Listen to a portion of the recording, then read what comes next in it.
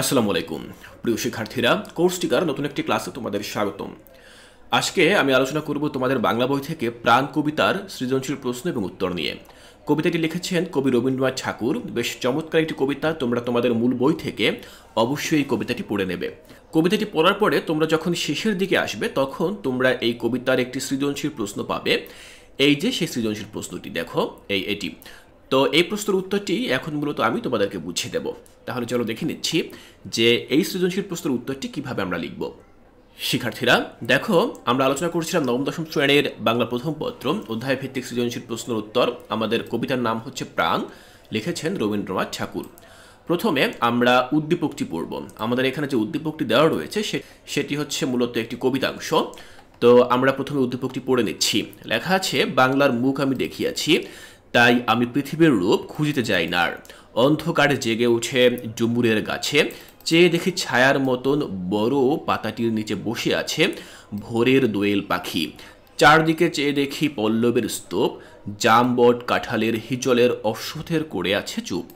দেখো, আমরা একটি উদ্দীপক পড়লাম। আমরা কবিতাংশটি পড়েই বুঝতে পারি এটি হচ্ছে মূলত কবি জীবনানন্দ দাশের কবিতার একটি অংশ। তো এই অংশটুকুই মূলত এখানে উদ্দীপক হিসেবে ব্যবহার করা হয়েছে। প্রথম প্রশ্ন হচ্ছে, কবি কাদের মাঝে বাঁচতে চান? দ্বিতীয় প্রশ্ন, এই পৃথিবীতে কবি অমর আলোয় রচনা করতে চান কেন?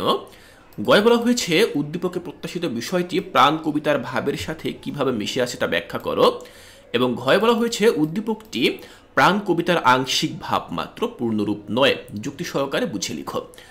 তো আমরা এই যে চারটি প্রশ্ন পড়লাম, এই চারটি প্রশ্নের উত্তর আমরা লিখব উদ্দীপকের আলোকে এবং আমরা আমাদের মূল বই থেকে যে প্রাণ কবিতাটি পড়েছি সেই কবিতার আলোকে। তো প্রথম প্রশ্ন ছিল কি, কবি কাদের মাঝে বাঁচতে চান?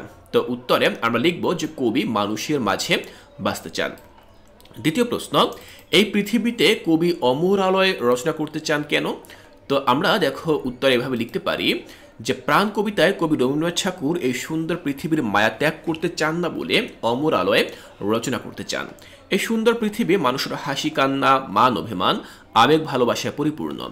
এই জগতের মায়া ত্যাগ করে অন্য কিছুর জন্য কবিতায় মৃত্যুবরণ করতে চান না। তিনি তার সমস্ত সৃষ্টিতে মানুষের মাঝে বেঁচে থাকার আকাঙ্ক্ষা প্রকাশ করেছেন। পৃথিবীর নরনারীর সুখ দুঃখ বিরহ যদি ঠিকভাবে তার সৃষ্টিতে ঠাঁই পায় তবেই তিনি অমর হবেন। এ কারণে মানব জীবনের বৈচিত্র্যকে ভালোবেসে কবি পৃথিবীতে অমর আলোয় রচনা করতে চান। শিক্ষার্থীরা, এখানে অমর আলোয় বলতে বোঝানো হয়েছে এমন একটা জায়গা যেখানে তিনি আজীবন বসবাস করবেন। আমরা জানি পৃথিবীর সকল মানুষ মৃত্যুবরণ করবে, তো কবিও একটা সময় মৃত্যুবরণ করবেন সত্য, কিন্তু তিনি তার যে কর্মগুলো রয়েছে, যে কাজগুলো তিনি করে যাবেন, সে কাজগুলোর মধ্য দিয়ে তিনি পৃথিবীতে মানুষের মনের মধ্যে আজীবন বেঁচে থাকবেন। এবার দেখো, গয়ে জানতে চাওয়া হয়েছে উদ্দীপকে প্রত্যাশিত বিষয়টি প্রাণ কবিতার ভাবের সাথে কিভাবে মিশে আছে তা ব্যাখ্যা করো। তো আমরা এই প্রশ্নের উত্তরটি এখন লিখব। দেখো, আমি লিখেছি যে প্রাণ কবিতায় কবি যেমন পৃথিবীর রূপে আকৃষ্ট হয়ে তার সৃষ্টিকর্মের মাধ্যমে অমরত্ব চেয়েছেন, উদ্দীপকের কবিও তেমনি বাংলায় সৌন্দর্যের মধ্যে নিজের জীবনের সাদৃশ্য খুঁজে পেয়েছেন। এ পৃথিবীতে কেউই চিরস্থায়ী নয়, প্রত্যেক মানুষেরই এক সময় চলে যেতে হয়, কিন্তু মানুষের সুখ দুঃখ, হাসি কান্না, বিরাগ মিলন, আবেগ ভালোবাসায় পরিপূর্ণ এই সুন্দর পৃথিবীর মায়া ত্যাগ করে অন্য কিছুর জন্য কবি মৃত্যুবরণ করতে চান না। তাই তিনি তার সৃষ্টির মধ্যে ফুটিয়ে তুলতে চেয়েছেন মানুষের যাপিত জীবনের বিচিত্র অনুভূতির এক বিপুল আখ্যান। এভাবেই তিনি মানুষের মাঝে বেঁচে থাকার আকাঙ্ক্ষা প্রকাশ করেছেন। অন্যদিকে উদ্দীপকের কবিরও জন্মভূমির ভালোবাসার প্রতি ভালোবাসা এত প্রবল যে কোথাও এই প্রাকৃতিক সৌন্দর্যের বিকল্প আছে বলে তিনি বিশ্বাস করেন না।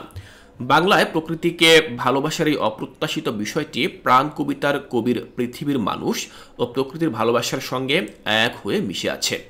শিক্ষার্থীরা, ঠিক এভাবে আমরা গ নম্বর যে প্রশ্নের উত্তরটি রয়েছে এটি আমরা লিখতে পারি। এবার আমরা সর্বশেষ যে প্রশ্ন ঘ নম্বর, সৃজনশীলের ঘ নম্বর প্রশ্নের উত্তরটি লিখব। জানতে চাওয়া হয়েছিল উদ্দীপকটি প্রাণ কবিতার আংশিক ভাব, পূর্ণরূপ নয়, যুক্তি সহকারে বুঝিয়ে লিখো। তো আমরা উপর যে উদ্দীপকটি পড়েছিলাম, এই উদ্দীপকটিতে মূলত প্রাণ কবিতার সামান্য একটু অংশ ফুটে উঠেছে, তবে সম্পূর্ণরূপ ফুটে ওঠেনি। এটি মূলত আমরা আলোচনা করব। তো দেখো, আমরা উত্তরটি ঠিক এভাবে লিখতে পারি যে উদ্দীপকটি কবিতার প্রাকৃতিক সৌন্দর্যকে আংশিকভাবে ধারণ করেছে মাত্র, মন্তব্যটি যথার্থ। উদ্দীপকে বাংলার প্রকৃতির রূপে মুগ্ধ কবি পৃথিবীর কোথাও এই রূপের তুলনা আছে বলে মনে করেন না।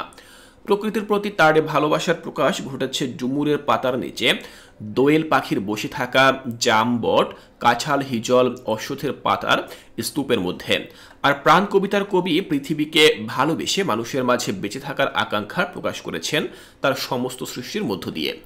দেখো, এরপর আমি আরও লিখেছি, কবি বিশ্বাস করেন পৃথিবীর নরনারীর সুখ দুঃখ বিরহ যদি ঠিকভাবে তার সৃষ্টিতে ঠাঁই পায় তবেই তিনি অমর হবেন, তা না হলে তার রচনা শুকনো ফুলের মতোই সবার কাছে অনাদৃত হয়ে পড়বে।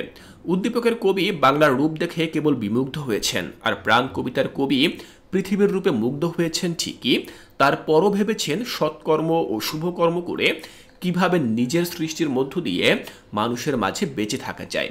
তাই বলা যায় উদ্দীপকটি প্রাণ কবিতার প্রাকৃতিক সৌন্দর্যকে আংশিকভাবে ধারণ করেছে মাত্র। শিক্ষার্থীরা, ঠিক এভাবে আমরা ঘ নম্বর যে প্রশ্নটি রয়েছে এই প্রশ্নের উত্তরটি আমরা লিখতে পারি। আমি আশা করছি এখানে যে সৃজনশীল প্রশ্নের উত্তরটি আমি তোমাদের সাথে আলোচনা করেছি তোমরা এটি খুব ভালোভাবে বুঝতে পেরেছ। এর পরবর্তী ক্লাসে আমি তোমাদের বাংলা বই থেকে পরবর্তী যে কবিতা রয়েছে সেই কবিতার সৃজনশীল প্রশ্ন এবং উত্তর নিয়ে আলোচনা করব। তাই কোর্সটিকায় এর পরবর্তী ক্লাসগুলো দেখার আমন্ত্রণ জানিয়ে আজকের এই ক্লাসটি এখানেই শেষ করছি।